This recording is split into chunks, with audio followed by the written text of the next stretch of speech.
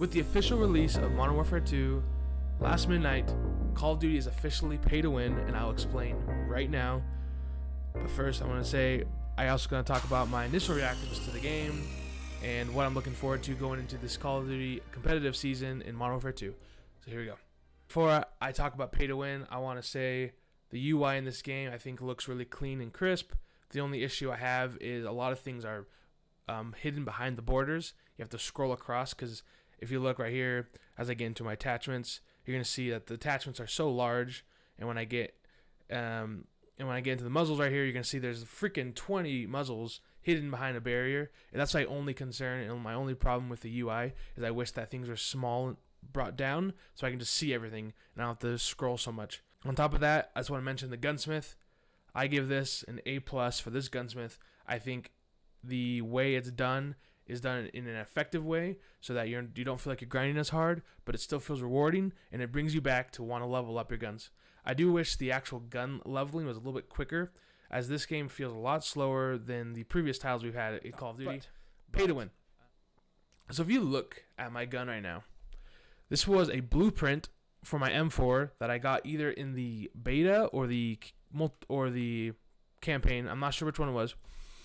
But the blueprint comes with a reticle, a laser, I'm pretty sure a foregrip, and such. But here's the kicker. Here's why it's pay to win.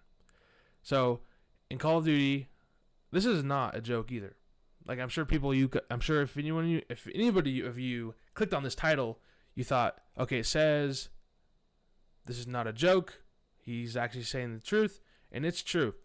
So in normal Call of Duties, when you have a blueprint, it comes with 5 attachments, and you can say it's pay to win just because you're getting free attachments earlier than other people when you purchase the blueprint. But I mean, it's not. I mean, people, if you just grind the game harder than someone else, you're gonna be able to get those attachments. So it's not really pay to win because you can just get it really quickly. So Call of Duty has never been pay to win. But with this blueprint, I noticed this morning playing, I had this blueprint attached. I took off my reticle, I took off the laser, and I wanted to go with a little bit more of a mobile AR, so I had a short stock, I had a foregrip that was quicker aim down sight speed and all that.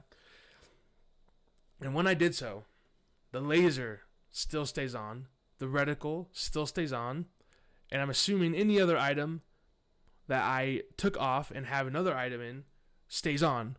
So normally in the game, we only have 5 attachments, which is a great improvement from the Pick 10 system in Vanguard. But in this, you get to keep, at least, unless it's a bug, but you get to keep the other attachments that the blueprint already comes with it, even though they're not on. So literally, I am running an M4 with 10 attachments, while everyone else is running an M4 with 5 attachments. And, if this is the case, that is pay to win, because you can buy a blueprint that probably has, the perfect situation of attachments that you can add then more attachments onto to get the strongest gun. And if that's the case, we got a big problem. It might be a bug, but as of right now, Call of Duty is pay to win. I did not lie to you. Okay, and now getting into my initial reactions. So, as soon as Vanguard started, I did not ever have the moment of thinking, okay, this could be better than Call of Duty Cold War. I never had that thought. And again, I'm mainly speaking from a competitive standpoint. Multiplayer, it was obviously going to be 1,000 times better because Vanguard multiplayer, just pubs, was probably the worst experience I've ever had in a Call of Duty. But just from a competitive standpoint, I thought I never had the thought Vanguard's going to be better than Cold War. However, with this game, that is not the case. It's very, very, very possible that this game will be better than Cold War. I think it's already miles better than Modern Warfare 2019, simply for the fact that we're going to have 4v4, bring it down a little bit. We're not going to have slide canceling, and the maps. So we got Farm 18, Museum, Mercado, Greenberg Hotel, Tarek, Crown Raceway, Embassy, El Asilo, Zacua Hydroelectric, Albagra Fortress, Santa Cena Border Crossing, and that's the important ones there. The beta actually gave us, I think, the most weaker maps in the game. I think Crown Raceway is very solid. I think El Asilo is very solid. I think Hydroelectric's solid. I think Bagra Fortress is solid, which is freaking awesome. And then Sena Border Crossing is actually quite a surprise. I'm very happy with it. I thought it'd be unplayable. Just from what I saw, I thought it was literally only going to be a 3-lane highway with the 3 lanes, and that's it with cars.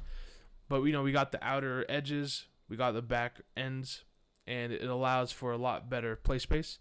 It's obviously not, in a competitive standpoint, it's not going to be a competitive map, but just for multiplayer purposes, it's very different and it's fun.